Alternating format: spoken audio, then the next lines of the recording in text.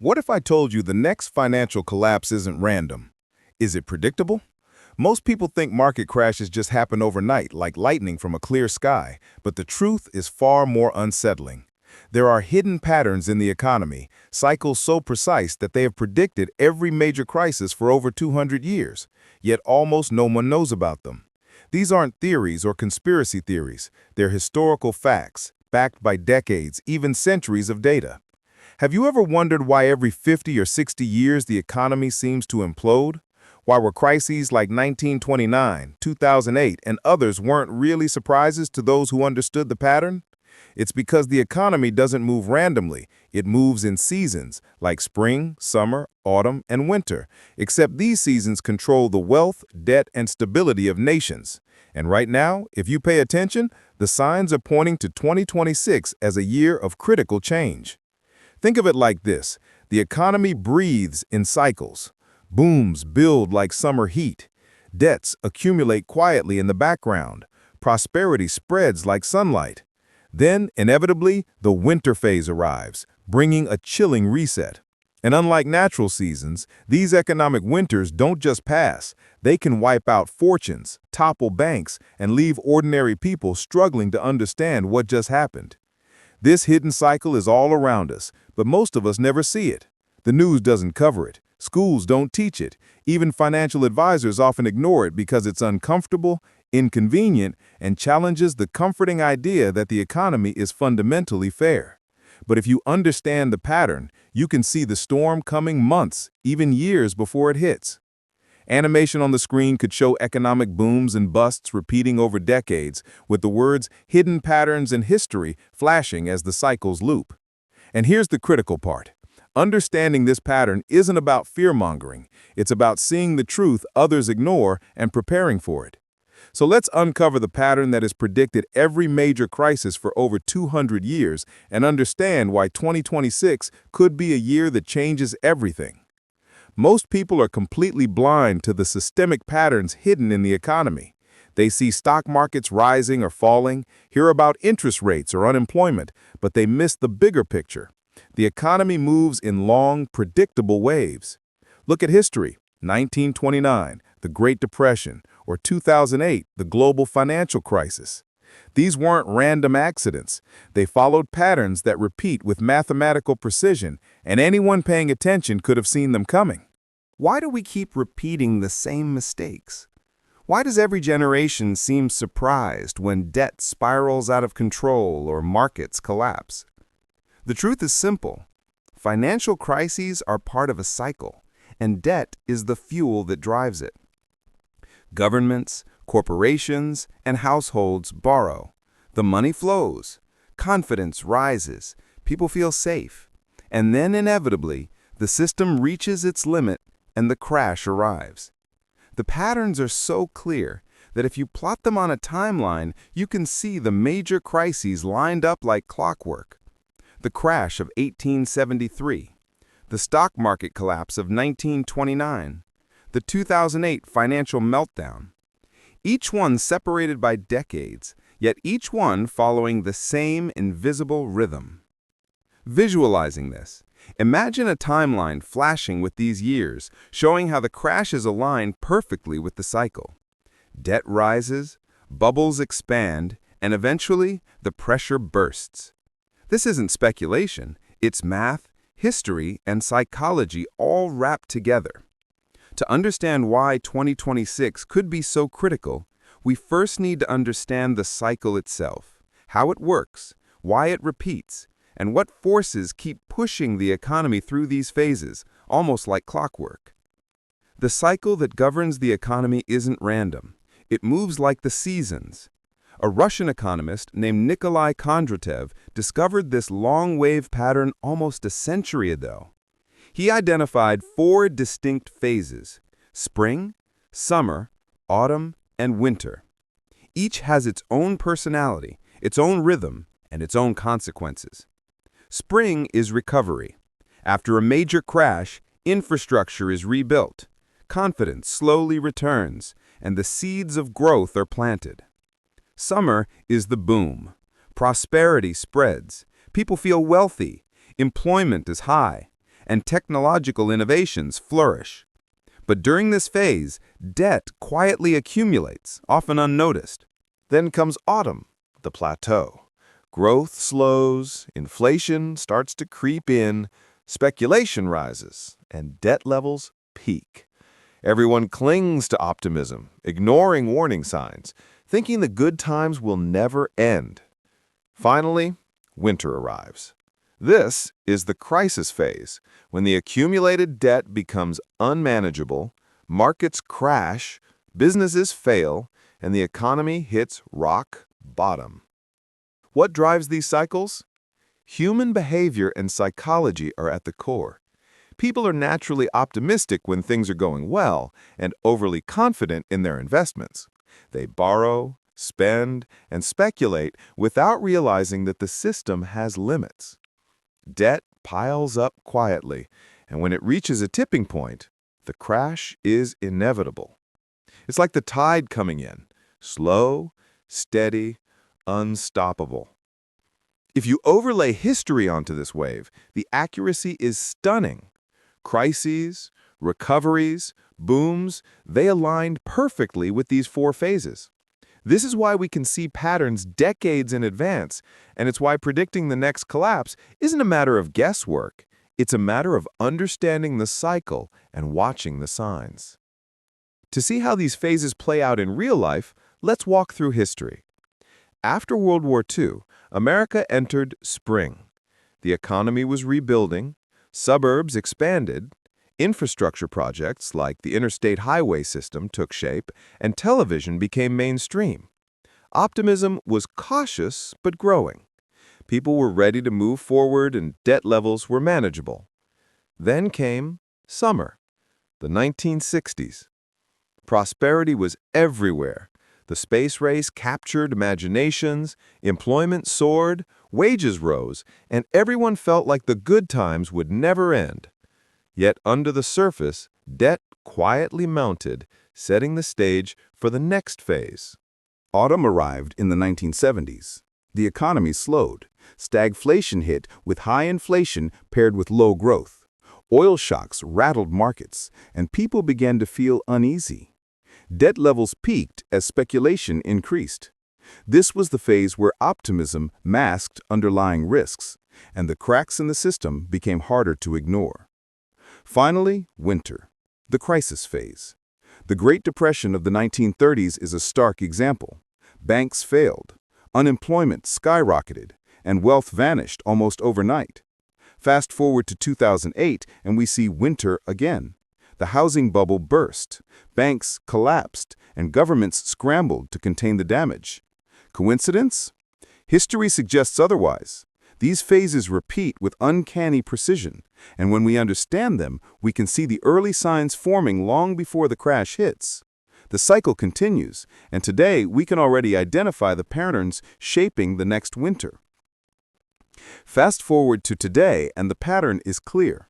National and global debt levels are staggering, growing faster than the economy can handle. Interest payments alone funnel trillions of dollars from taxpayers to banks every year, while zombie companies, businesses that can only pay interest but never reduce their debt, continue to survive thanks to artificially low interest rates. Governments intervene constantly, delaying the inevitable crisis. They print money, bail out failing institutions, and claim it's to protect the economy. But all they're doing is pushing winter further down the line. Meanwhile, your money quietly loses value. Inflation creeps up, and the wealthy continue to get richer while the average person feels the pinch. The system is fragile, and the cracks are already forming. When everything is inflated, stocks, bonds, real estate, even crypto, the risks are interconnected. One domino falls, and the entire structure is at risk. This isn't speculation. It's a pattern history has repeated over centuries. The question is, how does all of this translate into a crisis in 2026? The clues are in the delayed winter, the mounting debt, and the convergence of multiple economic cycles.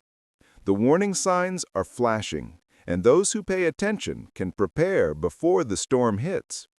The winter that should have fully played out in 2008 was delayed, not canceled. Massive bailouts, zero interest rates, and trillions in printed money kept the system from resetting. But all they did was store up pressure for the next collapse. Now, multiple cycles, the long wave, the debt supercycle, and the generational cycle are converging, and all signs point to 2026 as the peak of maximum stress. Think of it like a spring compressed for years. The tension is building, and eventually it will release. Every historical precedent shows that when these cycles align, the resulting crisis is sharper, deeper, and more widespread than if only one cycle were turning. And that's exactly what we're facing. The warning signs are already visible. Debt is high, interest rates are rising, corporate and household leverage is stretched to the limit, and markets are inflated across the board. The alignment of these cycles is like a countdown clock, ticking steadily toward a systemic reset. History isn't vague or uncertain here. The patterns are clear. And if you know what to look for, you can see the coming storm months, even years before the rest of the world panics. The warning signals aren't abstract. They're measurable and precise. Take the yield curve inversion, for example. Every recession since 1950 was preceded by this inversion, with no exceptions. Short-term interest rates climb above long-term rates, creating an unusual curve on the chart. It's a red flag the system is under stress. The yield curve inverted in July 2022 and remained inverted for over 2 years. Historically, recessions begin 6 to 18 months after the curve uninverts, placing the likely onset of the next downturn right around early to mid-2026. Then there's household debt. Credit cards, auto loans, student loans, all reaching record highs. Corporate debt is also ballooning, with zombie companies barely able to cover interest, surviving only because rates stayed artificially low for so long. Add commercial real estate to the mix. $1.5 trillion in loans needing refinancing between 2024 and 2027, with peak stress hitting in 2025-2026. Many buildings simply cannot sustain higher rates, setting the stage for cascading defaults.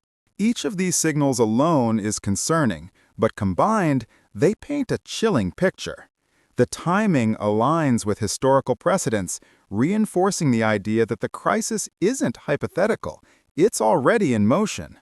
These patterns have predicted every major economic crash for centuries, and they are all converging now. Since 2008, we've been living in what economists call the everything bubble. Stocks, bonds, real estate, even crypto, almost every asset class has inflated at once. Normally, bubbles form in one sector, giving investors a safe haven elsewhere. Not this time. Everything is interconnected, and that creates unprecedented systemic risk. As interest rates rise, zombie companies, those barely surviving on cheap debt, start to crumble, triggering stress across debt-heavy sectors. The ripple effect is unavoidable. Imagine a line of dominoes, but instead of one falling at a time, every domino is connected to dozens of others. When one starts to tip, the entire structure threatens to collapse. That's exactly what could happen if these trends continue.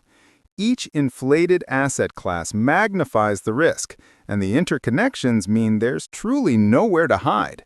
Investors who assume diversification would protect them may soon discover it's a fragile illusion.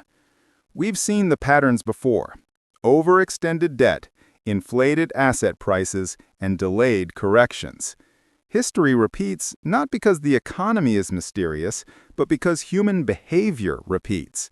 Greed, overconfidence, and the tendency to ignore warning signs all converge to create predictable outcomes. And right now, the signs are clear. The system is teetering on the edge, with 2026 set to be the tipping point. When the crisis hits, it won't be a single event. It will unfold in stages. The first is the crack, an initial failure that sparks fear. It could be a major bank collapse, a corporate giant defaulting, or even a sovereign debt crisis in Europe. Whatever the trigger, it sets off a chain reaction. Contagion follows. One failure spreads to others. Credit markets freeze. Companies can't borrow to cover payroll, and panic begins to spread. It's a cascading effect, exactly what happened in 1929 and 2008, only this time the interconnectedness makes it potentially even more severe. Authorities will step in next, attempting to calm the system with intervention. Rate cuts, stimulus packages, bailouts. Markets might stabilize temporarily, giving people false hope that the worst is over. But history shows this only delays the inevitable.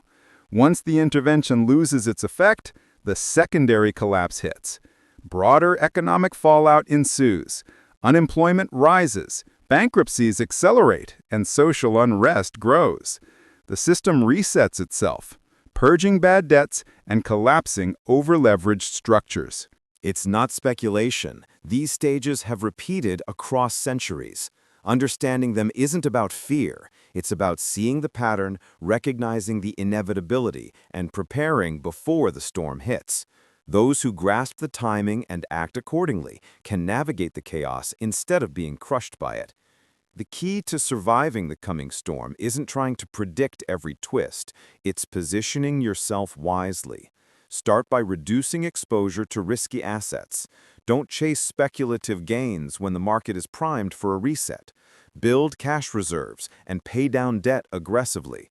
Being debt-free gives you flexibility and freedom to act when opportunities arise. Diversification is crucial, but not just across stocks and bonds. Focus on assets likely to hold value or even increase during crises. Gold, silver, productive farmland, and businesses providing essential services that people can't live without. Psychological preparation is just as important as financial preparation. When panic hits, emotions can override rational thought. Most people will sell at the worst possible moment, but those who remain calm, who resist herd mentality, can take advantage of bargains that others are forced to sell. History shows this clearly.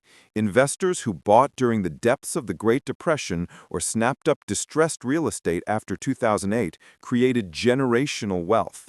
Timing perfectly isn't the goal. Positioning strategically and maintaining patience is. By focusing on safety, liquidity, and mental resilience, you turn what looks like chaos into opportunity. You won't be helpless when the market collapses. You'll be ready to act while others scramble in fear. Preparation now allows you to survive the winter and thrive in the next spring, just as history has shown time and again. All throughout history, hidden economic cycles have predicted every major crisis with astonishing accuracy. From 1929 to 2008, the patterns repeat themselves, showing us that these collapses aren't random, they're predictable. Right now, everything points toward 2026 as the peak of systemic stress, when multiple cycles converge and the pressure on the global economy will be at its maximum. But this isn't a message to panic, it's a call to prepare. By understanding these cycles and positioning your finances wisely, you can protect your capital and even create opportunities that most people will miss.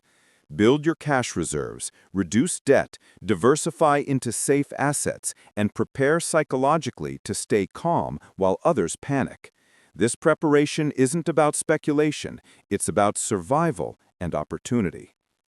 The question is simple.